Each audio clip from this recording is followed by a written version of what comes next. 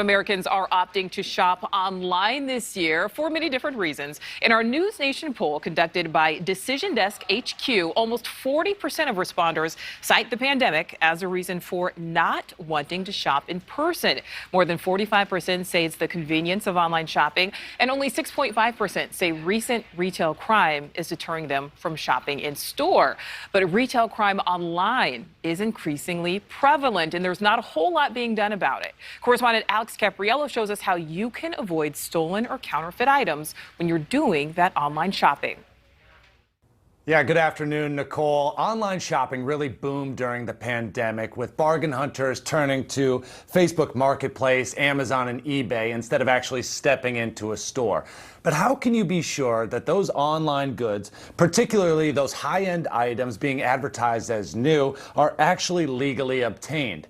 If not, you could be contributing to a rapidly rising problem.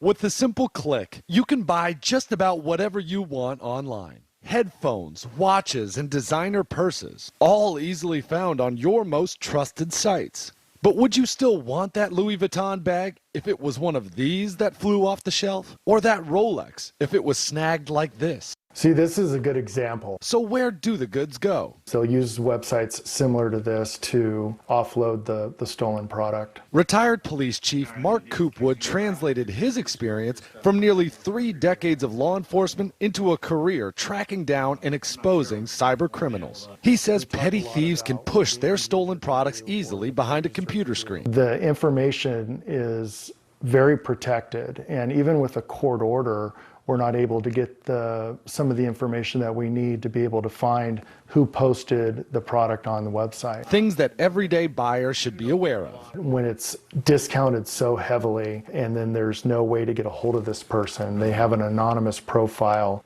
Do you think that these social media sites are doing enough to police the products and police the sellers out there? It's just a fine line that they're having to balance, and I think that they're getting there slowly but surely. Amazon has a team of 10,000 workers whose sole job is to track down bad actors on the platform.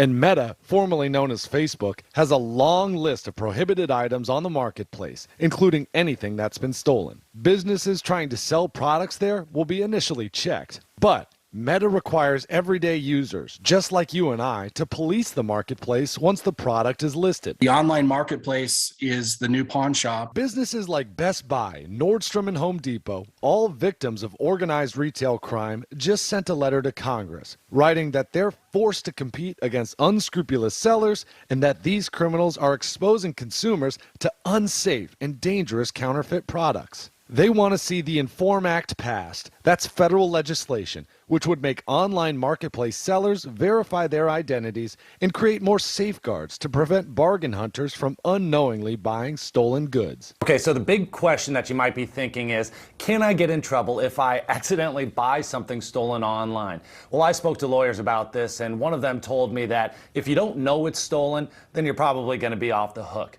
However, if you do purchase that product knowing full and well that it has been stolen, then yeah, you could face criminal charges. Nicole?